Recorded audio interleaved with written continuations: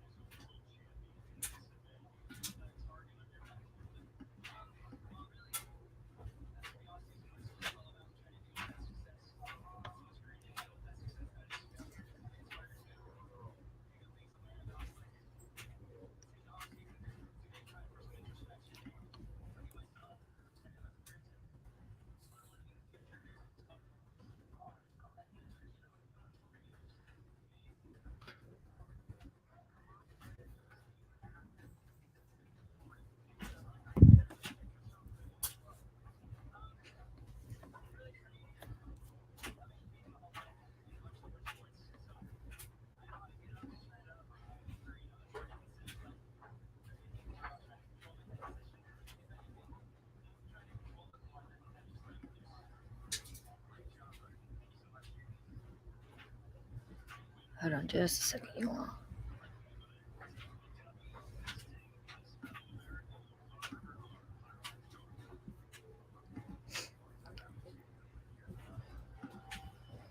Frank, hey, bro. Smash that thumbs up, y'all. Or thumbs down. I don't care.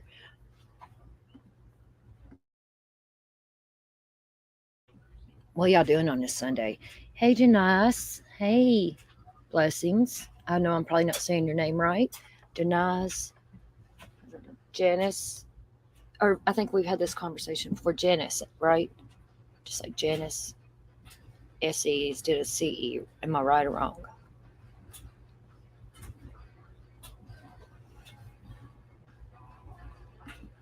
Well, what happened, Allie? What did he do to that could result in prison or jail?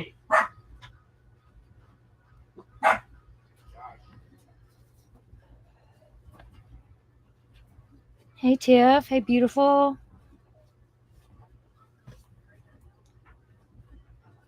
Okay, let's see here. I want to go over some of the Anna Walsh case.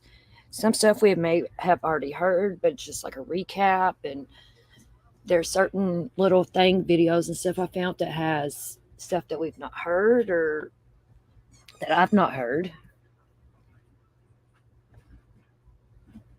So she still hasn't been found. Anna Walsh still missing since January 1st. The mother of three between the ages of 2 and 6 years old. I do know that. Hold on, I'm just setting this up here.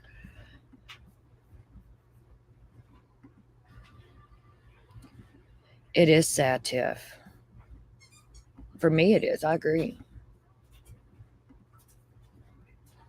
I think she was going to leave him. He was going to prison, feds for the feds, and I think he got rid of her because he knew he was going to prison. He didn't want nobody else to have her. Janice Joplin. Okay.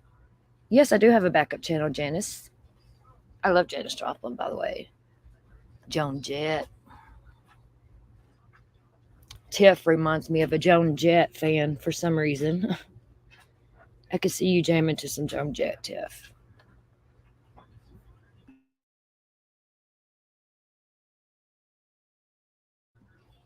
So many of these cases. Another mom case that broke my heart was Eliza Fletcher. I don't know if any of y'all followed that one. That was a horrible case because I got the full unredacted autopsy on her, and oh my God. How did I know, Tiff? I knew it. I can sense it with you. I can see you jamming to some Joan Jett. I love Joan Jett too. Oh, the Bugatti.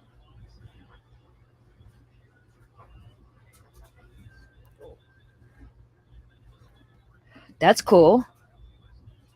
That's cool. Have you watched that movie, Tiff? The Joan Jett movie? I can't remember exactly what it's called off the top of my head. It was good. That reminded me of the Runaways.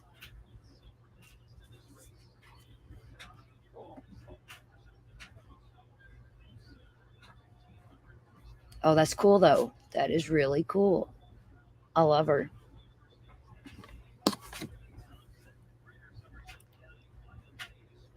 The movie is good. I think I can't remember the name of it. Is it something the Runaways? Or let me. You done got me interested now. Yeah, the Runaways. The movie The Runaways. Yeah, that's what I thought it was. If y'all haven't watched that, it's a good movie to watch if you like Joan Jett and need a good something to watch. I think he looks like the guy from Home Alone. I mean, he just looks like a fucking narcissist. I swear he does. I mean, some people you can just they look narcissistic, and people's like, oh, you yes, I can look at people, and it's really weird. Tiff probably gets it because she knows about narcissism, and yeah, you can just look at him and tell he's a narcissist. Yep, doesn't he? That one girl matrix. I like.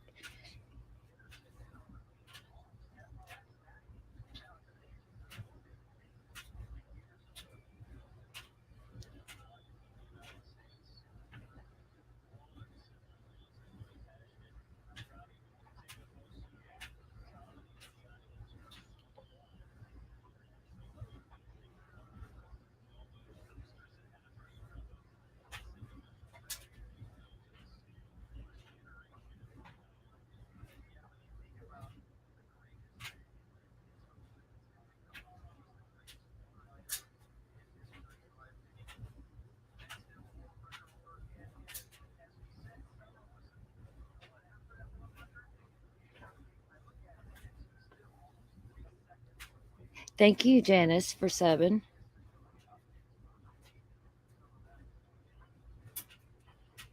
Don't second guess yourself, Tiff. Where you at right here? Don't second guess yourself. You know it. You know it.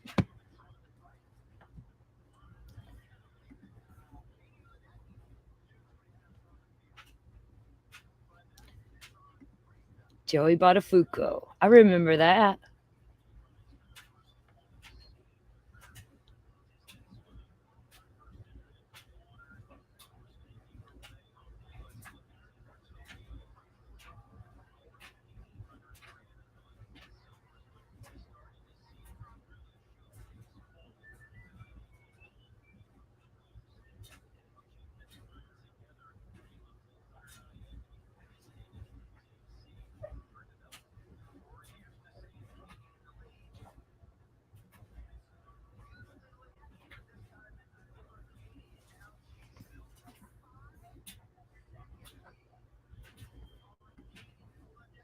Okay, I'm going to play this. We're going to get on with some of this.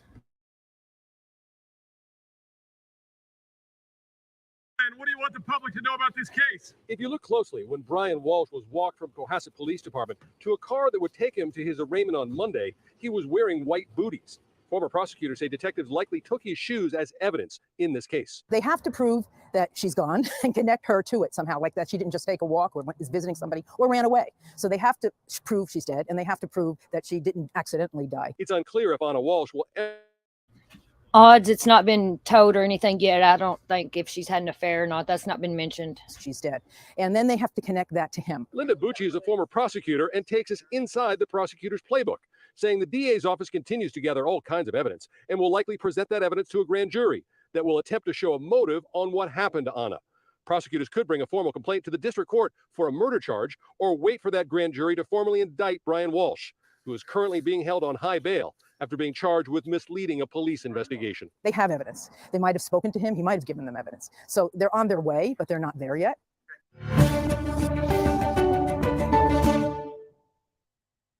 Disappearance. In the Satellite Center, Christina Rex, WBZ News.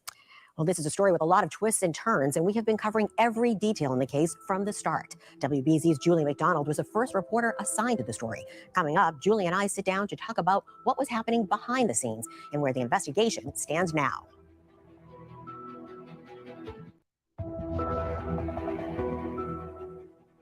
Since this story broke, the WBZ I-team has left no stone unturned. Our Julie McDonald led off our coverage and shared her thoughts on how the story evolved.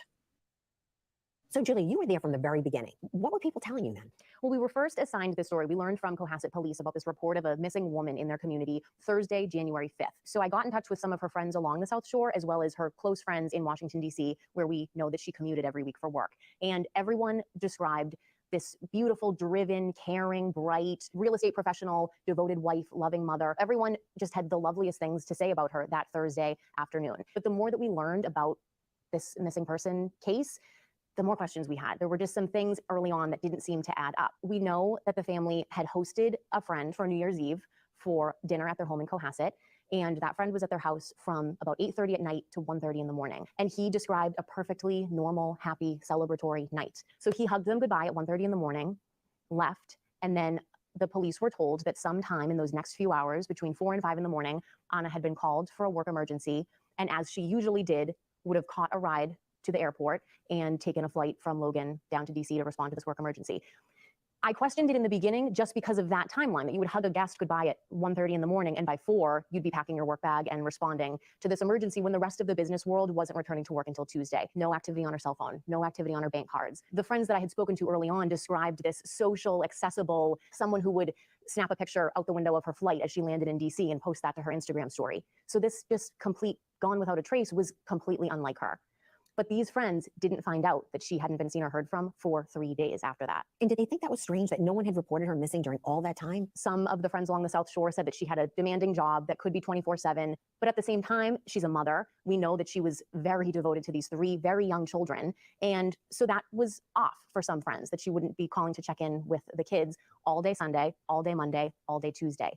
Then it was on Wednesday that the husband, Bryan Walshe, started to make calls to friends of theirs saying, have you seen Anna? Have you heard from her? At what point did all of these friends who were so supportive of the husband and so supportive of her and saying that, you know, that they don't think he was involved in anything sinister, has any of that now changed? Even after his arrest, when we only knew what he was being charged with, misleading investigators, there still were friends that I was speaking with who were saying, this is a distraught husband, and let's just wait and see what we learn in court on Monday.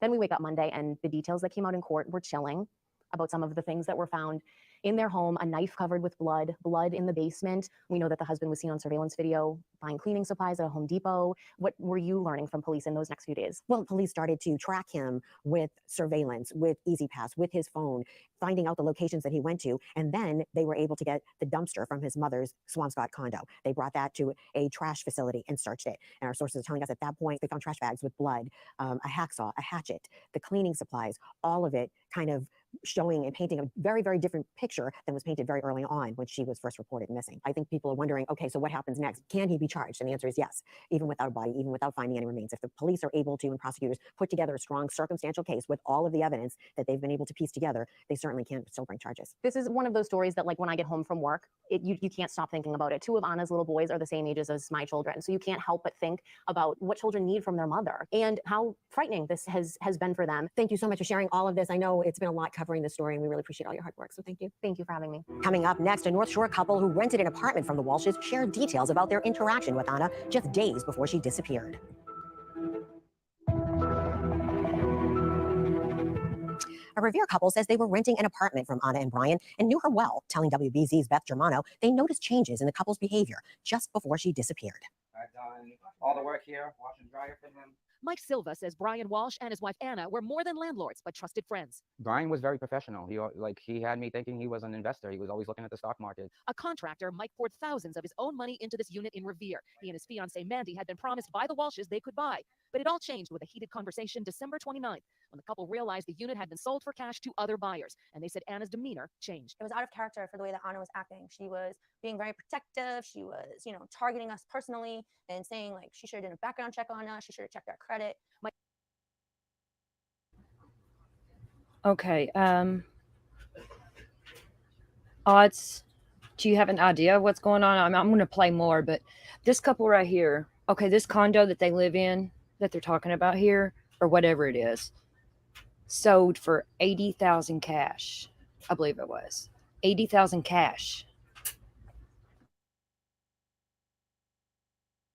Mike Silva says the Walshes owned a number of properties he helped with, like this one in Lynn, but was told they were recently selling off assets, which he thought was strange. I'm totally shocked. I'm like, things that didn't add up was just starting to add up. He had texted the couple wishing them a happy new year and finally got this answer from Bryan in a text 2 days later on January 2nd. Saying Happy New Year. Sorry for the delay. I misplaced my phone and my son just found it. No mention of Anna, who was reported missing the next day. The couple says they had felt betrayed by the Walshes, and now with Bryan facing charges of misleading the investigation and evidence uncovered at their home and in a landfill, they're not sure what to think. I can't take that argument back with Anna. So I feel guilty that I stuck up for me and my family only for this woman to go missing. I'm Beth Germano, WBZ News. We thank you for watching this I-Team special on the Anna Walshe investigation. The I-Team and our WBZ reporters will stay on this story and will bring you the very latest developments as we get them.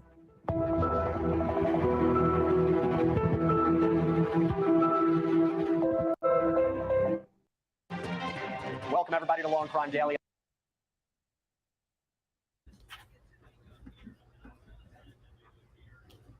Okay, y'all, let's see here. We're going to watch this next about some Google searches that Bryan done. And it's kind of wild. There's two Bryans, and they spell their name the same now, like two cases. You know, the Idaho 4 has Bryan, and then this one has a Bryan, and they both spell them the same. That's just, I don't know, a little wild to me.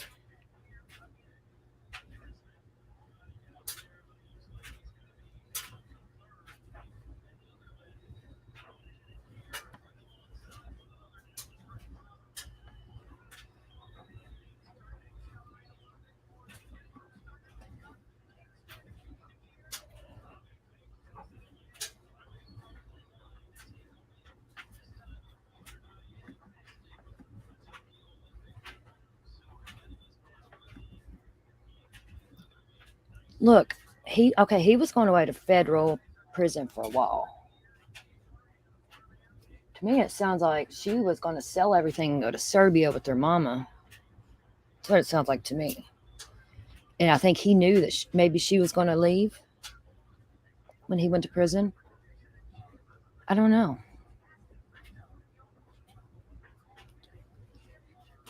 He's like, well, I'm going to prison, so it don't even matter. Let me kill her.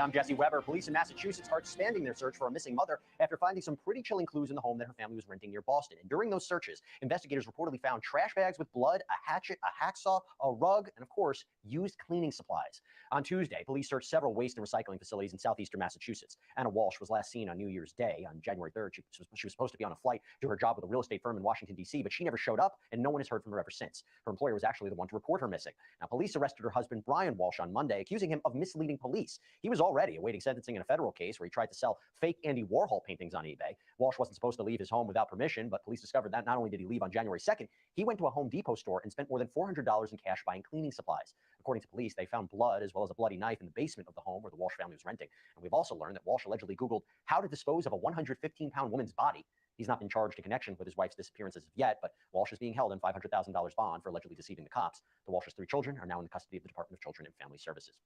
So I have my two co-hosts with me today, defense attorney Brian Buckmeyer, former trial attorney Terry Austin. Brian, we have seen murder cases where bodies not found. Do you think at this point there's enough circumstantial evidence here for a murder charge? I think they just need one more thing, and that's to test the DNA in the blood that's found in the basement as well as on the knife. If that matches for Anna Walshe, then I think they have everything because they could at least say we're going to get an indictment here. But in this case, I think there's no rush. That $500,000 bail for deceiving the police, that's not deceiving police bail. That's homicide bail. And I think they know they have enough information. They're holding on to him because they don't want him to disturb any evidence or try to get rid of it in any way. I think they can take their time here and collect more evidence as they move along because he's not going anywhere with the state case or the federal case. Terry, if they bring murder charges, is there anything you see about motive at this point? Well, I don't think it's if, I think it's when they are going to bring those murder charges. It's just too much evidence against this guy. But I do see a possible motive. Oftentimes when you have the spouse, they're going to look for a triangle, a love triangle, or they're going to look for some financial motive. I don't see either one of those yet, but here's what I'm thinking so far, just based on the little bit we know. That eBay selling that he was doing was on her eBay account. Maybe he wanted to make sure she didn't repeat anything. Maybe she knew about it. And so he tried to silence her. Right now, I think that might be a motive. But again, you don't have to prove a motive. You just have to prove that he intended to kill her. And I think they have enough of that. We still don't have a lot of information, but I'll tell you what, this is we've seen cases like this before, and usually it is not a great end. In Newport News, Virginia, we are following updates on Friday's shooting at Rich Neck Elementary School, where a 6-year-old boy fired a shot at a teacher during class. And we now know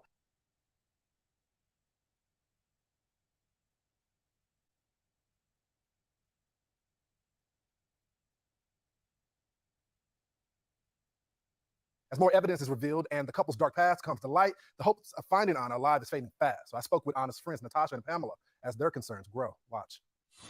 What do you know about Bryan?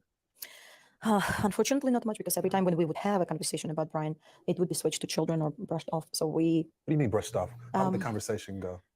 literally switching the subject. So, and I said, Anna, if there is anything, it's okay. And she said, everything is fine. So some of our sources that we've been talking to, some of her friends, have said that he had this her husband Bryan had this no picture policy. I mean, it's even hard to find pictures of her out there when we want to remember her life and try to get answers for her. Did y'all hear anything about that? Does that surprise you? There's no picture policy? Hard to say. She was hiding, truly. But the absence of him, I understand that even on New Year's Eve, my friend said that he would not even take personal photos between friends, that he was missing in photos during the New Year's Eve. That he would take pictures of everybody else, but not of himself. So there must be some reasons for it. I don't want to speculate what the reason, but it is odd. Did Anna have the type of personality that, if anything perhaps was going on, would she ever display it? Or was that against her personality? That's what probably we felt, that absolutely nothing about personal. And also at the party, she was alone. She was not with a husband. Even if she would be a sponsor. She never showed up to social settings with Bryan. him. No, that was unusual. I have to ask you, and forgive me for asking this question, but do you believe Anna is alive, or do y'all believe Anna is dead now that you know what you know? 1 in a million chance. That's what I would answer. Not because Pamela and I know her personally, how Anna is driven and how she's independent. Right. She would find a way to reach out to people if something would happen to her. If the person is missing for 11 days, nowadays with the social media, with the world being connected so quickly, and with the evidences that unfortunately came up, and especially with the police reports, every day it's unfortunately looks dim and dark. When I just saw the post there, the social media post missing, my stomach went upside down. I knew something was wrong. So obviously we got to talk about the children, because the children are in child protective custody right now. Yes. You guys have spoken out about being concerned about their well-being, and you don't want them split up. They need to be together. They need love. They need home. They need to be together. Everything what they have is frankly each other, right? And they need familiarity with the children who were interacting with them before. But we all deserve to know justice. We all deserve to know what happened to Anna, especially her children. Hey, Sean Hannity here. Hey, click here to subscribe to Fox News YouTube page and catch our hottest interviews and most compelling analysis. We're learning more about the Walshes' real estate background here. We know that Anna worked at a real estate firm in Washington, D.C., but also know that the couple bought and sold several properties here in Massachusetts. And this evening, we spoke with a man who did some contracting work on several of those properties. Over time, within like the last 6 months, things started to get really strange with the Walshes. This was very out of character for them. Tonight, former tenants of Bryan and Anna Walshe describing how their relationship with the couple deteriorated recently. The two rented a Revere condo the Walshes owned, but they say the Walshes sold out from under them just days before Anna was reported missing. Anna was selling all of her assets in the Boston area, including our unit, that they were in a rush to sell it. So why are you in such a rush to sell our unit? It doesn't make sense. Mike Silva says he's known the Walshes for 8 years, doing construction work on many of their properties across Massachusetts, including this Jerusalem Road one in Cohasset, which caught fire last week. The state fire marshal's office saying it's not suspicious. Because they never stayed at a property more than a year. So I figured maybe they're running from something or hiding from something. I mean, she sold all the... Okay, so one of their properties caught on fire recently, and they're selling everything they got. He's going to prison. They said that fire wasn't suspicious, but I don't believe in coincidences. That is a little. This is the ones that they sold out from under them for $80,000 cash. They were supposed to sell it to them, to the couple. The couple was getting a loan, I guess, through the bank, but they sold it out from under them for cash. And I seen where one of the people that Bryan scammed with the fake Andy Warhol paintings, he sold one of them for $80,000. I don't know. Numbers. I look at numbers for me. It's weird. I don't know. You sell a house for $80,000 cash, you're going to owe at least $80,000 in restitution back for the Andy Warhol paintings, the fake ones.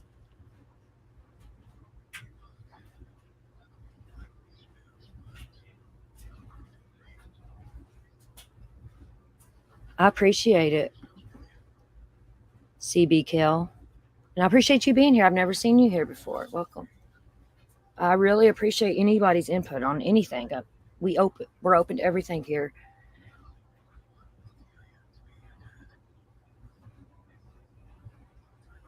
But I agree with what you said, CB Kel, about the Serbia. I think she was going back there. I feel it now that you've said it, in my opinion.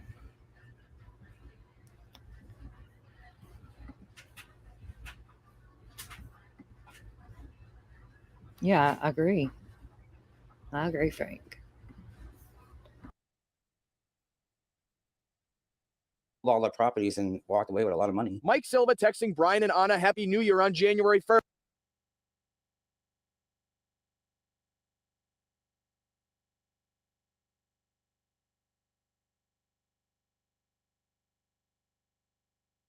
With no response from Anna and a delayed one from Bryan. I said Happy New Year on January 1st. January 2nd, he said Happy New Year. Sorry for the delay. I misplaced my phone and my son just found it. And then nothing after that. So that claim about the lost phone was the same thing that Bryan Walshe told investigators happened on New Year's Day and why he got lost on the drive to his mother's house in Swampscott. Prosecutors alleging that was when he also bought $450 worth of cleaning supplies. We're live in Cohasset tonight. I'm Peter Iliopoulos, WCVB News Center 5. Court records and interviews show that Bryan Walshe was in trouble, perhaps more so than ever before. Legal, financial, and even possibly family problems were closing in on him as the new year approached earlier this month.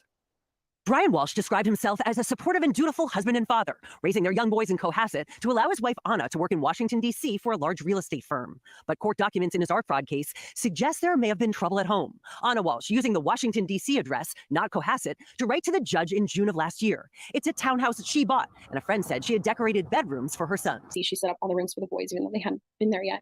And on a weekly basis, she would clean the rooms, and she could not wait for her children to be here with her. Also this, the judge in the case saying last June, according to the transcript, apparently the mother has moved out of the jurisdiction. At the same time, Bryan still has hanging over him a request by the U.S. attorney in Boston to send him to prison for 30 months. The reason related to his alleged theft from the estate of his late father.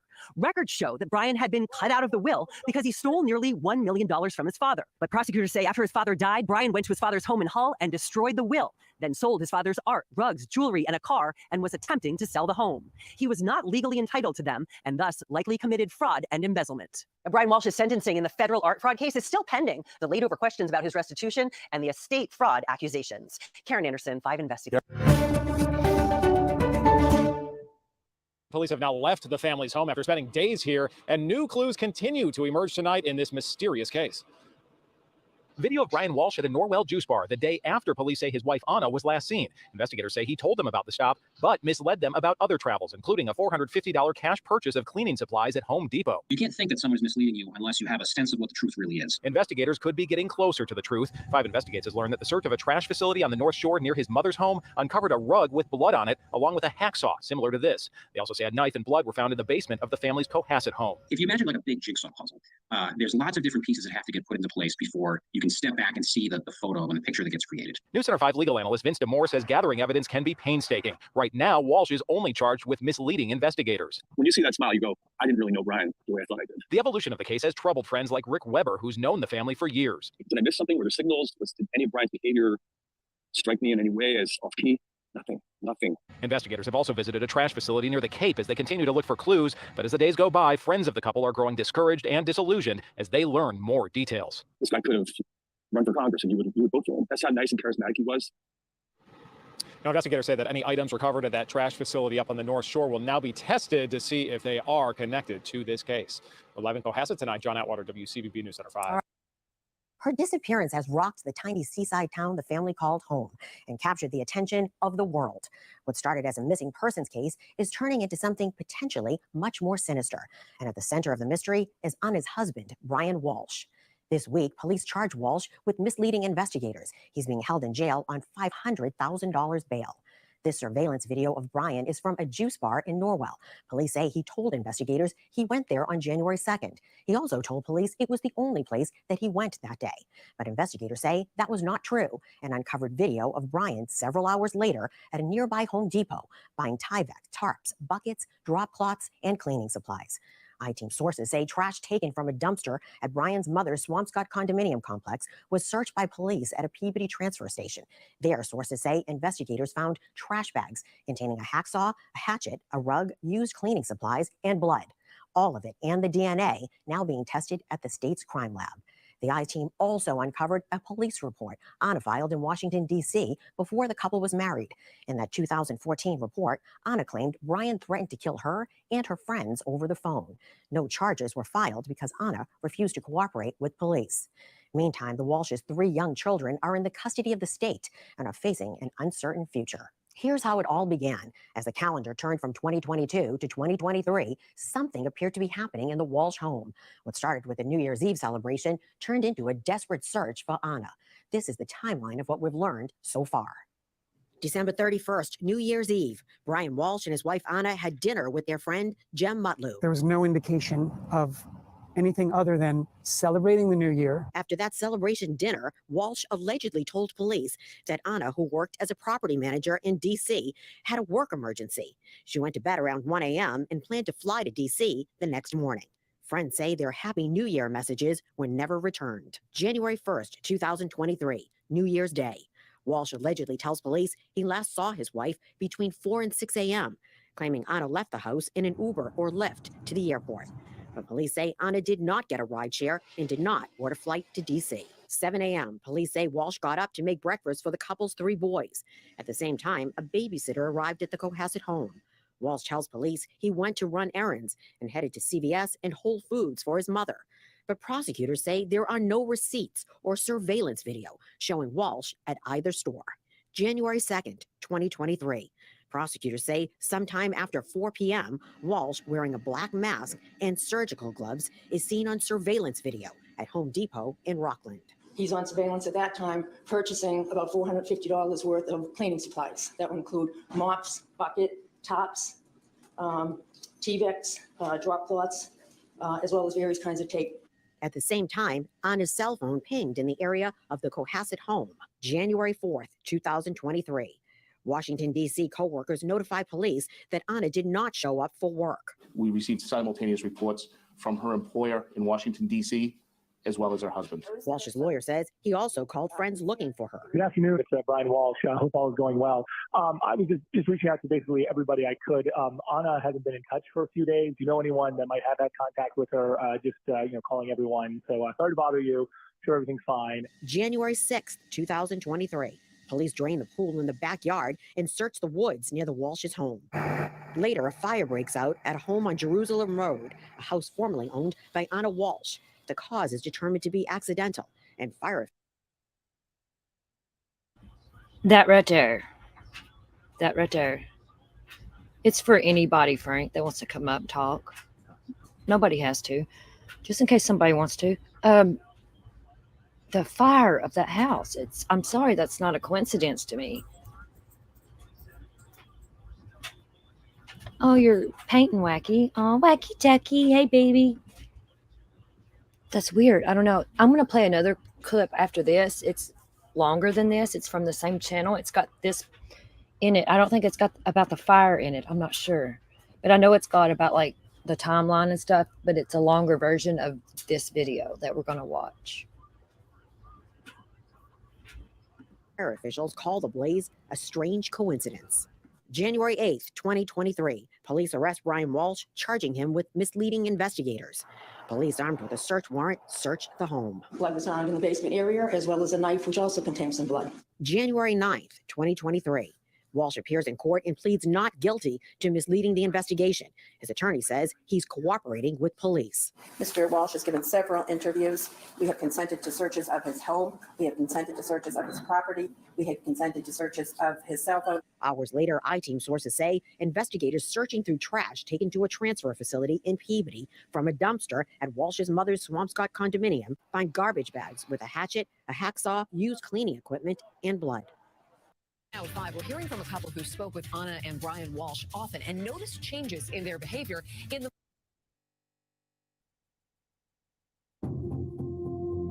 looking to the public's help and the media's help in locating Anna Walshe. At this point, it's a missing person investigation. We have nothing to support anything suspicious or criminal. Right now, a desperate search for a missing wife and mother who's not been seen since New Year's Day. Anna's very active on Instagram, and I didn't see a picture from her trip. We love you so much. We want you here. The husband of a missing woman from Cohasset is under arrest and due in court this morning. He's on surveillance at that time, purchasing about $450 worth of cleaning supplies. The couple has 3 small children between the ages of 2 and 6. I-team sources say investigators have now discovered evidence at that Peabody trash facility. There's absolutely no indication of a tragedy or anything else could have happened that night. That character flaw usually involves narcissism and believing that they can trick people into believing their narrative. There are no winners in this story. The Cohasset mom seemingly vanished after a New Year's Eve dinner and has not been seen or heard from since. Welcome to a WBZ I-Team special, the Anna Walshe investigation. I'm Chief Investigator Cheryl Fiandaca.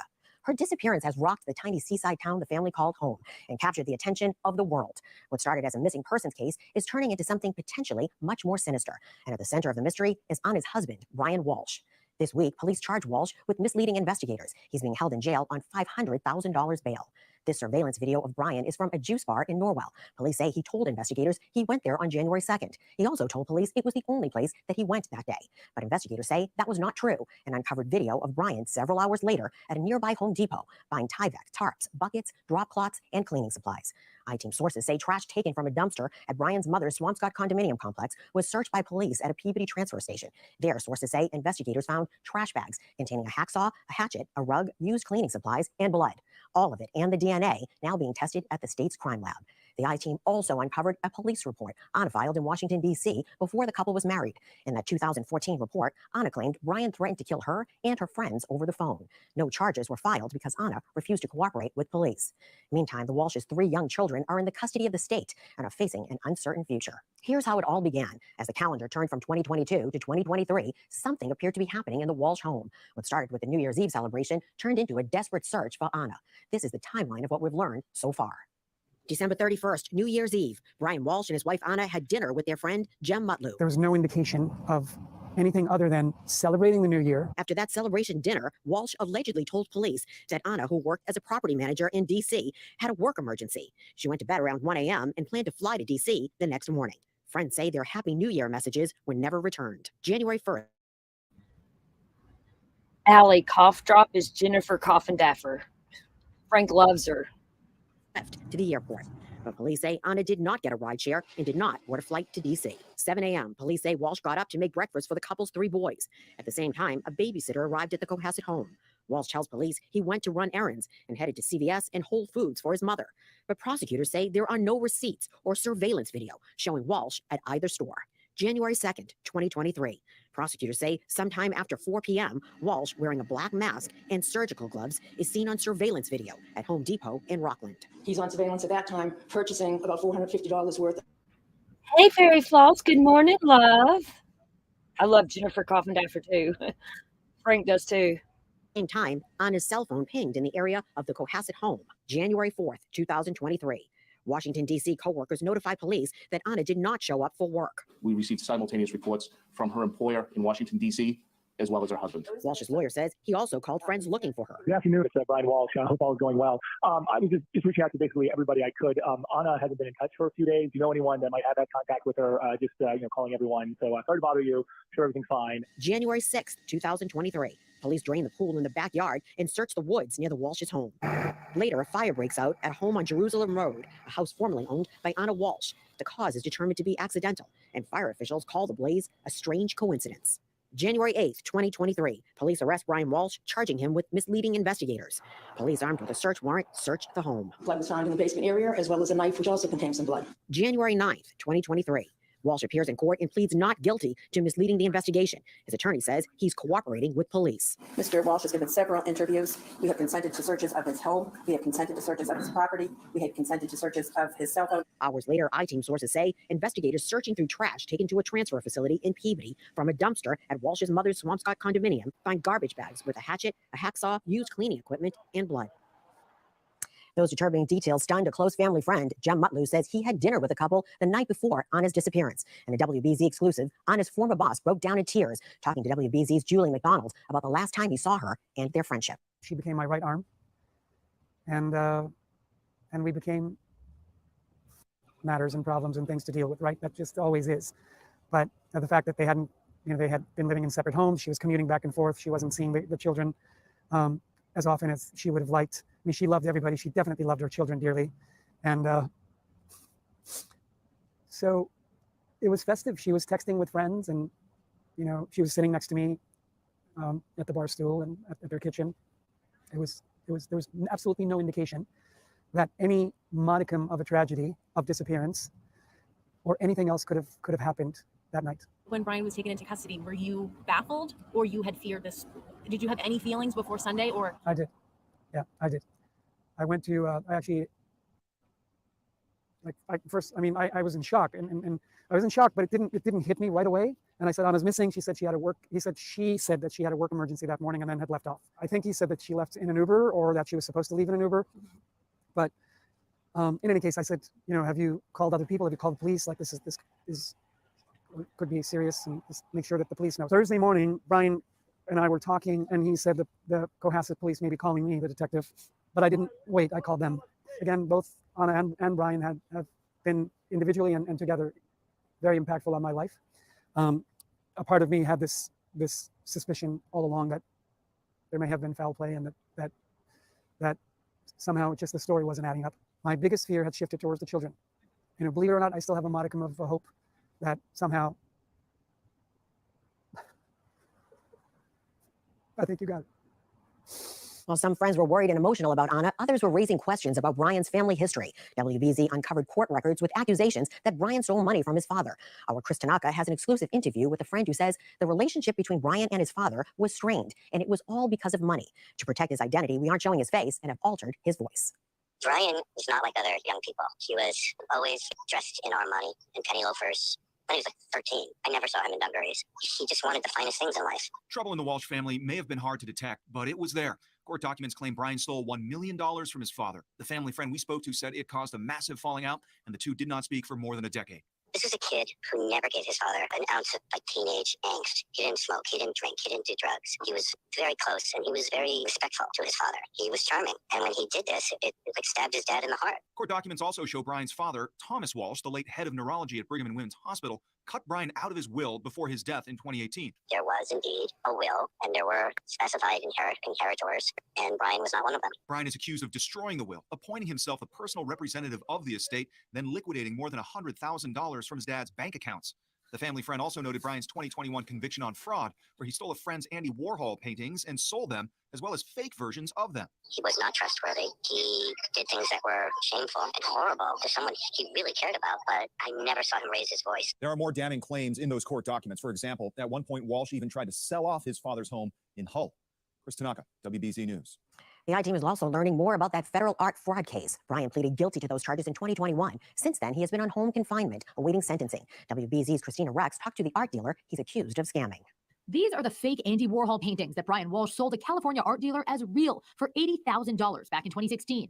I spoke to Ron Rivlin by phone. He tells me Walshe is a calculated guy, saying, I bought over 1,000 Warhols and this is the one and only acquisition that got by me. He was that good. What happened to me is telling of Walshe's masterful ability to coerce people. This is not his first rodeo. He's already under federal charges and is, being monitored at home. Walshe has been on house arrest for years after pleading guilty in 2021, but he still hasn't been sentenced because he was unable to produce the stolen paintings and allegedly couldn't come up with the nearly $500,000 he owed to 3 victims as a part of his plea deal. Now he's facing allegations he diverted money from his father's estate. Retired FBI Special Agent Jennifer Coffendaffer says more than 6 years later, this open case still hangs over his head. He is under a lot of stress. I'll pause it right there for Frank. That's his best buddy right there. You there, bro? There's cough drop. This is cough drop for those that don't know. Why do you not like her? It's not, you know what it is? Whatever she says, whatever she does, in any speculation, she's always miles off. She was the one who said Gabby Petito was off somewhere hiding. She says that's what she strongly believes, and that's what she'd be investigating. That's my only problem. There was nothing that led to Gabby being somewhere else. There was right at the beginning. There was. Not really. No, I know nothing led to it, but that's what when they asked her opinion, that's what she said. Mm. And then later on, she said that Bryan was up in the Appalachian Mountains. That's where they'd find him. Mm. And you've held that against her all this time. Every single case, I will. Oh, I'm telling you, every single case I've watched with her, it's what happens. Do you troll her? Bang. No.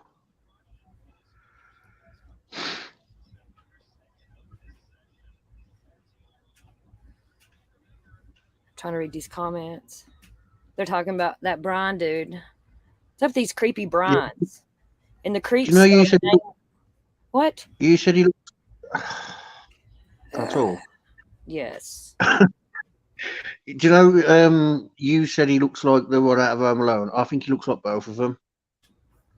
Yeah. He's a he looks mixture. Like both of them. It's yeah. like you keep looking at him, and kind of like that Disney picture I posted. The more you look at it, the more weird it gets. You are on about the. You are on about the wet bandits, aren't you? Huh? The wet bandits. The wet bandits. Yeah, that's on Home Alone. Is that not what we're on about? I don't know. Just press play. Okay. Because he trolls everybody, Jenny. I love Frank.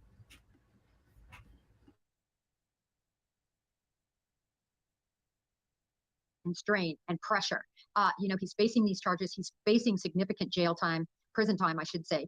And that causes individuals, when they're under all this stress and strain and thinking maybe he's going to lose her and maybe nobody else is going to have her. In a June 2022 letter to the judge, Bryan's wife, Anna, wrote that he was a good man, saying Bryan has been working consistently on breaking the past habits of his family, and we're all looking forward to the new chapter of his life. But experts say his prior crimes could tie into the allegations that he misled investigators following his wife's disappearance. People who commit significant fraud-type charges really do have a character flaw. And that character flaw usually involves narcissism and believing that they can trick people into believing their narrative. Part of Bryan Walshe's temporary arrangement for those fraud convictions was actually to have a curfew from 11 p.m. to 7 a.m. Now, investigators say he actually broke that curfew in the days following his wife Anna's disappearance. In the Satellite Center, Christina Rex, WBZ News. Well, this is a story with a lot of twists and turns, and we have been covering every detail in the case from the start. WBZ's Julie McDonald was the first reporter assigned to the story. Coming up, Julie and I sit down to talk about what was happening behind the scenes and where the investigation stands now.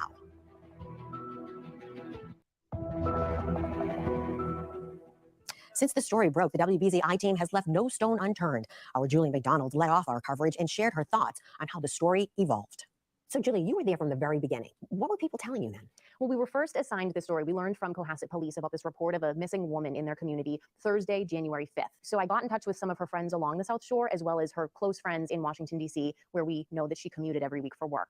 And everyone described this beautiful, driven, caring, bright, real estate professional, devoted wife, loving mother. Everyone just had the loveliest things to say about her that Thursday afternoon. But the more that we learned about this missing person case, the more questions we had. There were just some things early on that didn't seem to add up. We know that the family had hosted a friend for New Year's Eve for dinner at their home in Cohasset.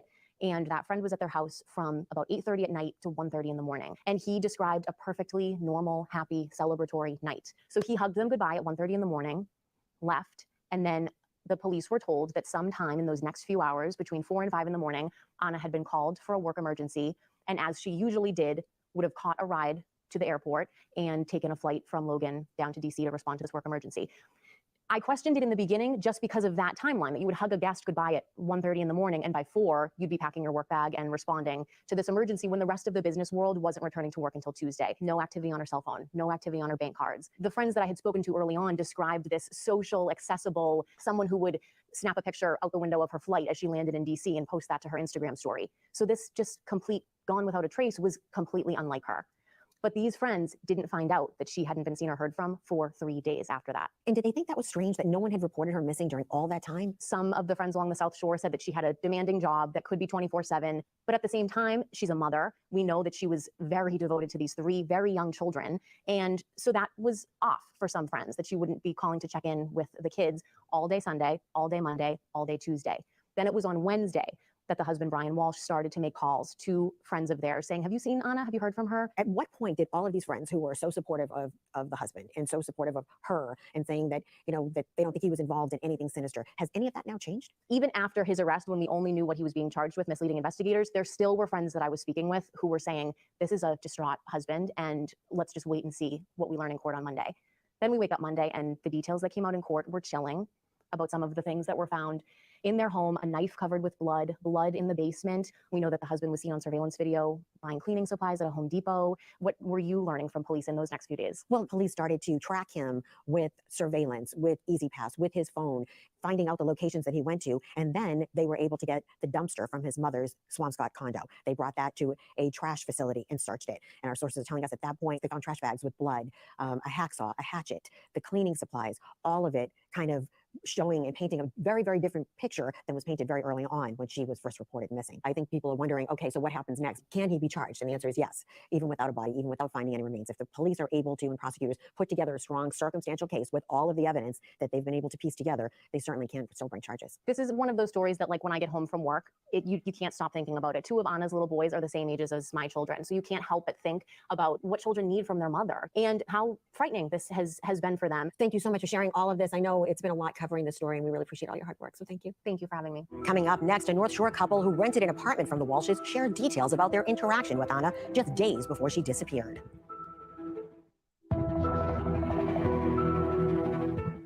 A Revere couple says they were renting an apartment. Sorry, y'all. Some of this we've done watched, but this is like a whole video of everything. Let me see if I can get it past these. We've already seen about these tenants. That's a text message, that is. That's the people that lived in their duplex thing. No, he worked for him. This one did.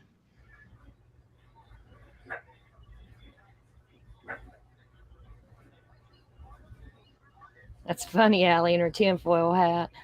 Very false. I just checked my email. I believe the husband's guilty too, Fairy Floss. Tokyo, girl, you're going to give your mama a heart attack before it's over. Tokyo broke her wrist, y'all. Say some prayers for her and her mama.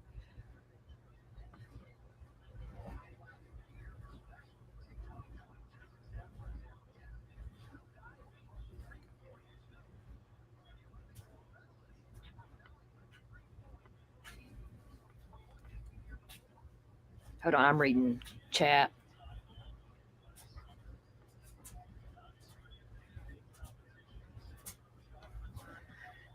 I think we've already seen all this. The rest of it.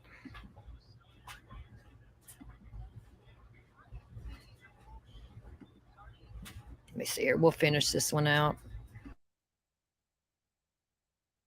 We thank you for watching this I-Team special on the Anna Walshe investigation. The I-Team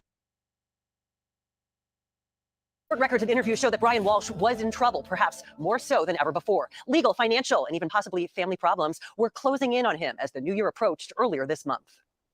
Bryan Walshe described himself as a supportive and dutiful husband and father, raising their young boys in Cohasset to allow his wife Anna to work in Washington, D.C. for a large real estate firm. But court documents in his art fraud case suggest there may have been trouble at home. Anna Walshe using the Washington, D.C. address, not Cohasset, to write to the judge in June of last year. It's a townhouse she bought, and a friend said she had decorated bedrooms for her sons. She set up all the rooms for the boys, even though they hadn't been there yet. And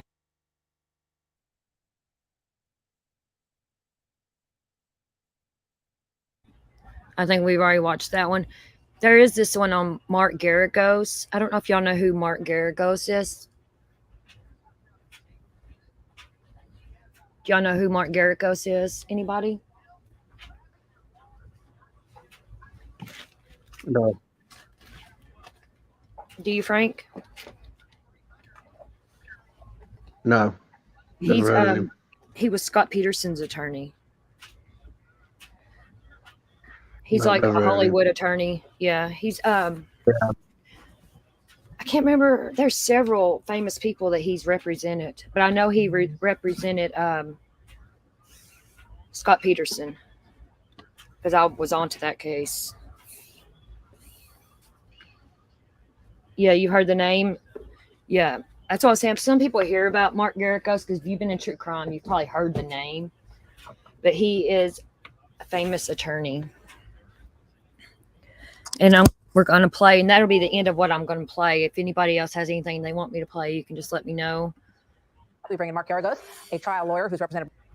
Let me get all this here fixed up. I want to slow this down some. I had it sped up through that big video. Michael Jackson, Chris Brown, Scott Peterson. He is also the co-host of the Reasonable Doubt podcast. Mark, great to have you here. I'd love to get one answer on each one of these cases, if I may, from you. Let's go first to Moscow, Idaho. If you were representing Bryan Kohberger, the evidence seems to be lining up against him. Do you see any holes in this case at this point? Actually, I do. There's, the cell phone triangulation evidence, I think they're going to have a field day with. I don't think that that's as compelling as one might think. You can sit in a chair like I am right now, and the cell phone towers will, because of traffic, bounce back and forth. So that's not going to be a huge, I don't think, or compelling reason. Plus, you also have where the cell phone apparently was not operational or was not pinging on the towers at the time that this happened. I think one of the things that we don't know yet that's going to be important is there was apparently a DoorDash delivery at 4 a.m. and the timeline shows that these brutal killings took place sometime between 4 and 4:30. Once we see what the DoorDash driver has to say, I think that'll go a long ways. And then obviously there's going to be some analysis of the DNA. We do not have, it has not been released yet, the one-on-one comparison of DNA. We have something that basically is not going to be admissible yet. Interesting. I mean, we know that the police there have said that they are not looking for anyone else. They believe they have their man, and they have looked at a lot of these other avenues. Let's talk a little bit about Anna Walsh's husband, who in prior court documents was called a sociopath. We know he had financial issues. We also know from her friends now, Mark, that she was promising that things were going to change in the new year, and she had recently been selling a car and some of their assets. What do you make of it? Well, I will tell you that one of the most astonishing things about this case, to me at least, as somebody who's been in the criminal justice system for 40 years, he is apparently out on bail. In your setup piece, they talked about that. That diagnosis that he's a sociopath comes in connection with one of the letters that was written. He was also, I believe, on a monitor, and they can monitor his movements. So this idea that he's talking to them, telling him he's here, there, or everywhere, when in fact they have the monitor and they've got a presumably they know where he was and when he was. I think they did the right thing, at least from a public safety standpoint, in filing on him so that they have yet another kind of fence, a geofence around him. I just think that if some of this DNA comes back, he's really got a tough time. Yeah. Mark Garricos, thank you very much. Just to be clear, I think he was there's a $500,000 cash bail, but I don't think he's met it. So I think he's still there for now. But thank you very much. Good to see you, Mark. Hey, Sean Hannity here. Hey, click here to subscribe to Fox News. Okay, and there's all of that.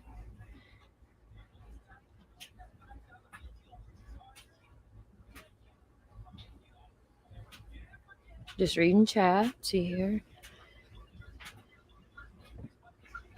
Wacky, I remember the OJ trial too. I don't remember how old I was, but I remember the OJ trial. I remember the Bronco. I do remember OJ. I was young. I might have been in middle school. It's weird. I can remember stuff from when I was a little girl, but I can't tell you what happened yesterday. My short-term memory sucks. Yep. Yep.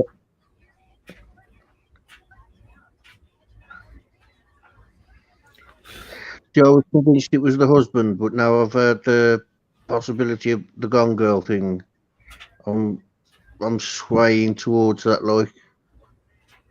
That might be true because he was going to prison, and I think she wanted to go to Serbia with her mom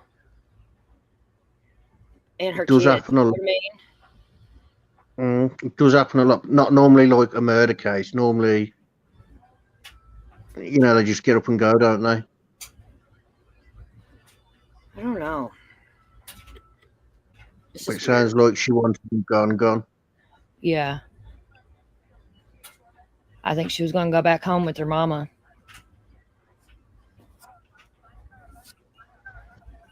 I mean, it's a strong possibility. But the blood and stuff is what gets me, and the hatchet and the cleaning supplies, and you know what I mean? That's Could have planted that though. Could have just, you know, the blood. See, the cleaning supplies is what gets me because he was the one who brought them. I know, and it's weird. That's why I don't believe it's a Gone Girl kind of thing. I know. I think he killed her, in my opinion.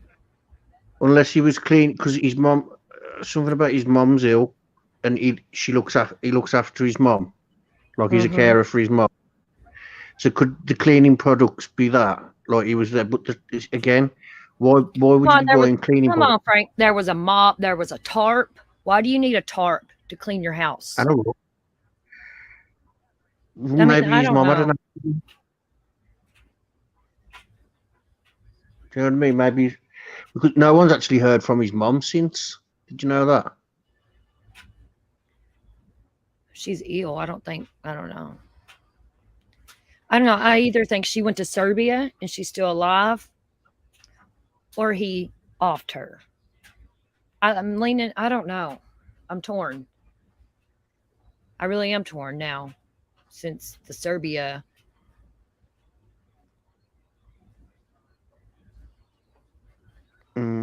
I agree, CB. It's like, we want to think that, and it is a possibility, but the blood and I don't know, just the stuff don't add up to her being alive though. Ugh. Yeah, I know what you're saying. Like there's really no one's nothing that heard- suggests that she's alive or she ran away or anything.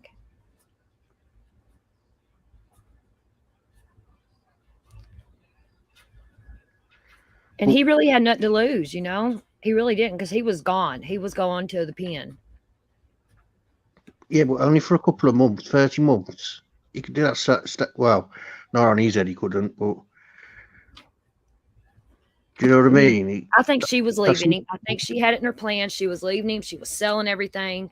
And when he went to prison, I believe she was planning to go to Serbia. She was going to leave him when he went to prison. I don't think she is already there. I don't know.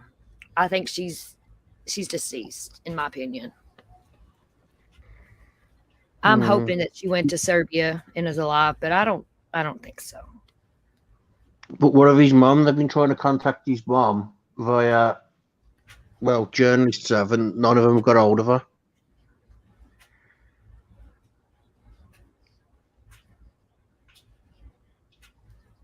That's interesting about That's ankle strange. bracelets. It's all right. Yeah, Amber knows all about that stuff. So Tokyo's telling the truth. Tokyo's smart too. To be 17 years old, she's smart as hell. She's smarter than half of these adults on here. Well, I say 95% of these adults on here. And you're included in that because, let's not talk about your education. Yeah. From the Cough Birmingham. drops number one. Cough drop. No.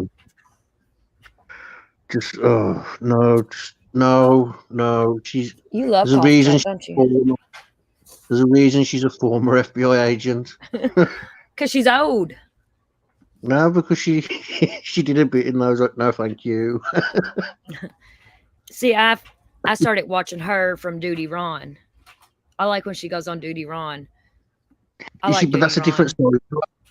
That's a different side to where she talks about there, like the defense and that she does, as in like the defense classes. Mm-hmm. So I agree with you. I like them. I like hearing about them. Yeah, I like when she's on Duty Ron. Duty Ron's a narcissist, but in my opinion. Of course not. Yeah, I agree.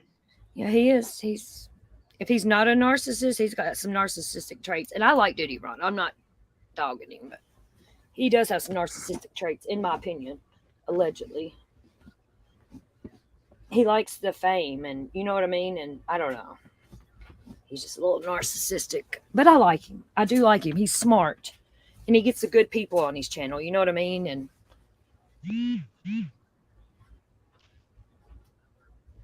I like Ed. I think Ed Wallace is very, very intelligent. And I don't think he's a narcissist. And I don't know how he got mixed up with Duty Ron.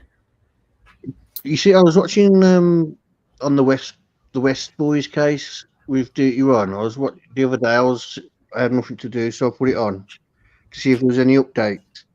And to be fair, I was actually laughing at Duty Ron, the things he was coming out with. Like there was these ducks flying about, and he goes, "Oh look, what's Sally on about?" Duty Ron. Anyway, squirrel. These ducks come flying in, and he goes, "Oh look, there's Ed Wallace flying in." Yeah, I like Duty Ron. I do like him. I watch him a lot. I watch a lot of his lives. And like a lot of the cases that I follow, he covers. You know what I mean? So it works out. Yeah, because he covers the popular cases. Yeah. Has he followed this one? The Anna one? Let me see here. No. But you see, he should be, because people tend to copy him when he does a case. Everyone tends to they'll do, latch they know onto him.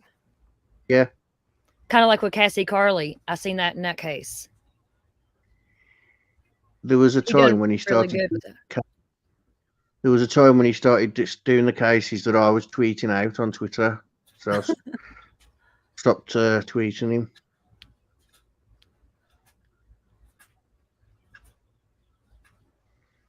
So have you heard about Dylan Rounds? No, they find him. No, I'm just saying that's how we heard about it. Oh, I thought you said, has anybody heard of what's happened? I didn't really follow Dylan that much. I mean, I know the case, because of Queen, but I didn't follow it. Yeah, there's no updates. There's no like you can't keep covering a case when there's no updates, can you? It's just milking it there. No, I can't do it. So that case got really bad at one point where everyone was just covering it, and then someone come up with speculation. Yeah. I think that it was just the worst case ever. That was. I never got into it. I don't know why. I fell for his I mom. mean, I knew about it, but it just didn't interest me. I don't know. That's bad to say. I know it is, but if I don't feel something in my heart, I can't cover it.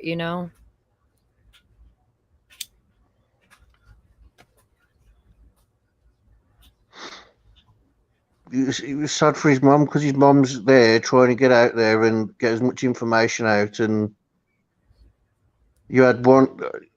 No thanks. He literally targeted the mum at one point, saying that she needs to start talking and this, that, the other. And then all of a sudden, he was having her on panel. I think Duty Ron's wife's name is Karen. I'm not sure. But yeah, I think Odds is right, Fairy Floss. No, his wife's name's in the chat. Huh? His wife's name's in the chat. His wife's a mod. She goes by Mrs. Duty Ron, I think. No, she doesn't. Or something. That's what he calls her, yes. Yeah, he might call her that, but she does not She go was on by there that. recently. That's what she goes by on YouTube, or her when she was on panel with him. They were in her car once, and he's like, "This is Mrs. Duty Ron," and she got on there. I can't remember what he said. What's her name? I don't know. She's not on my Christmas card list, so I don't know. Google it. Shut up. You Googled what I was doing yesterday or something like that. I don't know. I missed it.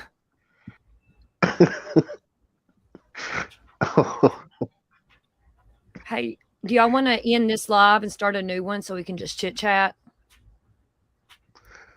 I'm up for it. You are? I am, yeah. Okay, I'm going to stream it on my backup channel, though. We'll go over there and chit chat. Because I want to keep this one just on focus, you know what I mean?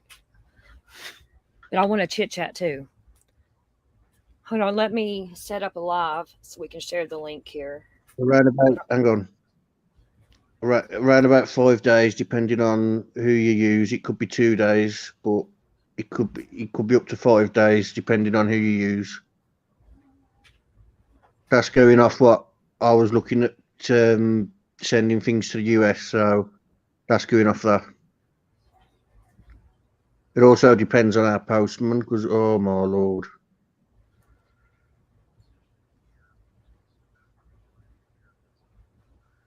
So they never, whenever I have a parcel, it always goes back to depot, and I'm like, I've got a cupboard right next to my front door. Stick it in the cupboard.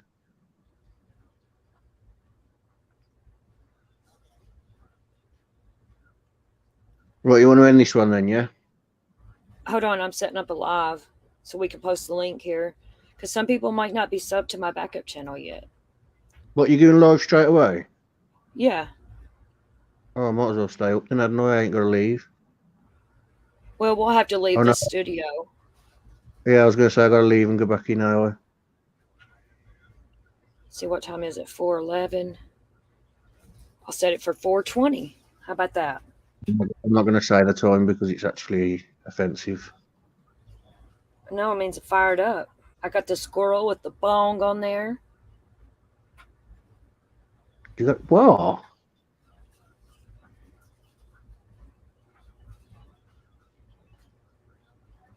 Okay, I got it all set up. Ellie doing modding. Oh. Huh? Ellie, look, she's doing modding. She is all over it. Look. Oh, she's done I it love twice. that Look, thumbnail. God. That's the best. I got the best thumbnail.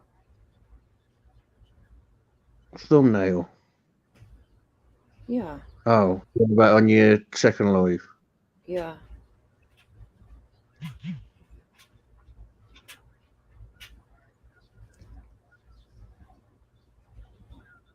Right, and I'm going to jump off so you can get your next live settle. Okay, there's a link to the live. Well, there's Allie. She beat me to it again. What the fuck? Thank you, Allie, love. Your tinfoil hat. Okay, we're going to go over to the other channel. Okay, I got it set. All right, I'll see y'all in a few minutes. Bye, y'all.